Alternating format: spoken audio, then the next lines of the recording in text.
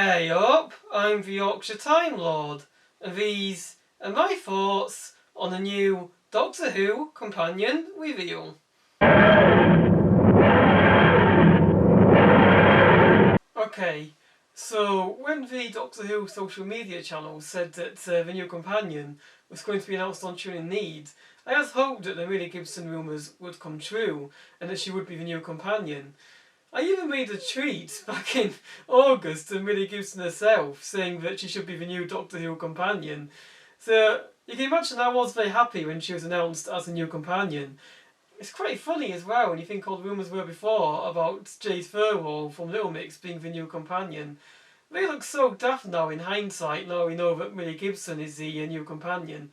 Certainly quite a difference between a pop star from a girl group to a former star of Coronation Street. And then there were the rumours of Georgie May Foot as well, that she was going to be playing a new companion.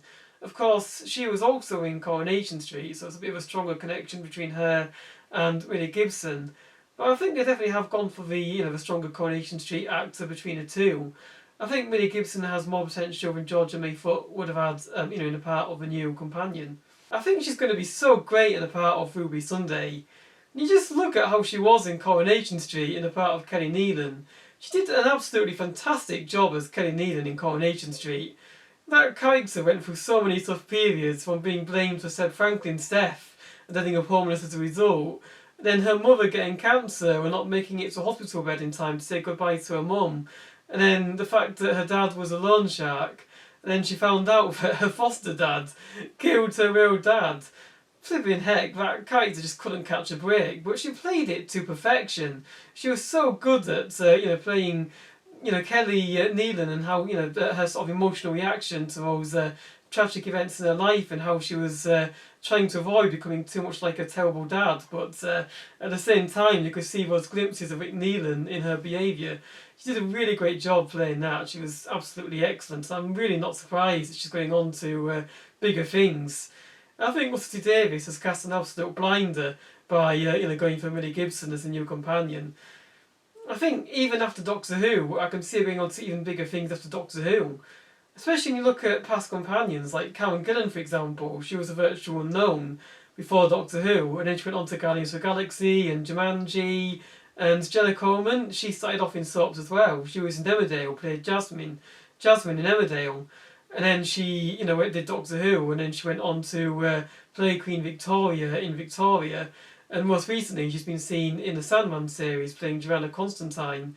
I could see Millie Gibson being very similar to that. I won't be surprised if after Doctor Who, she ends up playing a major role in the MCU, or perhaps even leading her own Hollywood film franchise. Especially with Disney Plus being so involved in Doctor Who streaming rights. But I think she's, going to be so good in her part. Her character name is a little bit weird, Ruby Sunday, because it sounds like a dessert. I'm not sure why they went with Ruby Sunday. It's a very, very strange name, but I'm sure Russell T Davies has his reasons. They also released a video of Ncuti Gatwa and Millie Gibson together, with Ncuti Gatwa asking Millie Gibson various questions. And you can see they have so much chemistry in that video.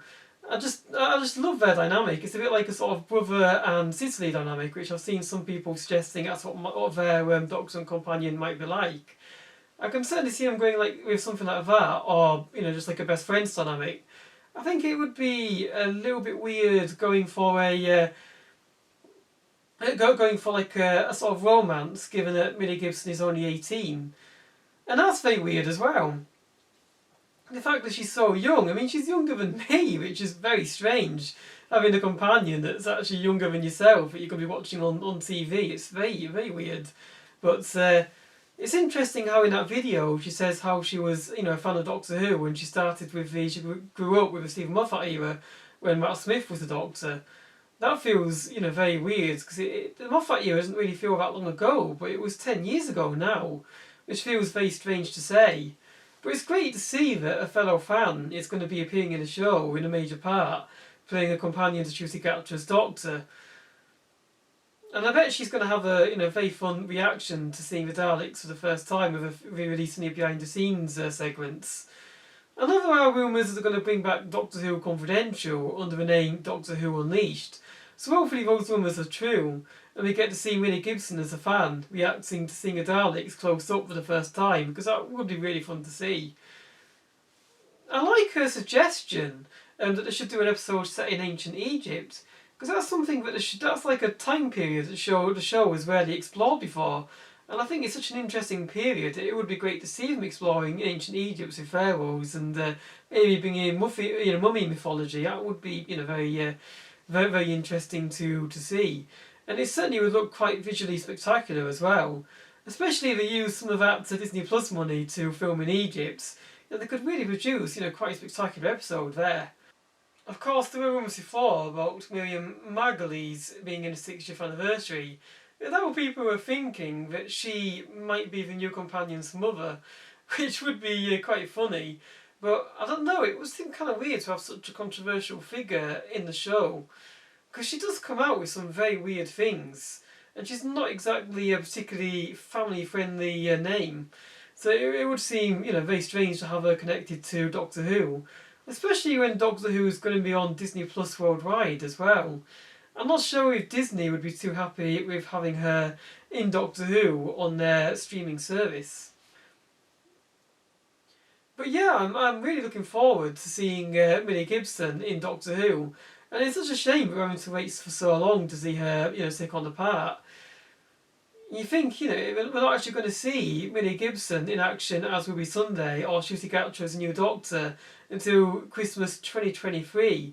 We haven't even had Christmas 2022 yet, and we already know what's going to be on Christmas TV in Christmas 2023. How insane is that? But, it's crazy we have to wait all that time, but I suppose when you think about it, it will soon come round. We've got the David Tennant and Catherine Tate 60th anniversary specials first in November 2023, which is going to be, pretty long wait to November 2023. But once they've been on, it won't be such a long wait to Christmas 2023, so it'll be a bit of a shorter gap then. And I suppose, it will soon come round, and, by the time we hit November, we'll all be ready for Doctor Who, so I suppose, when you think about it, if something's worth waiting for, it's worth waiting for, so... I guess we all should just be patient. We just have to wait for November 2023 and then Christmas 2023. But anyway, what are your thoughts on Millie Gibson as a new companion? Do you think she's going to do a great job as Will Be Sunday? Let me know in the comment section below. And if you like what you see, don't forget to like, comment and subscribe.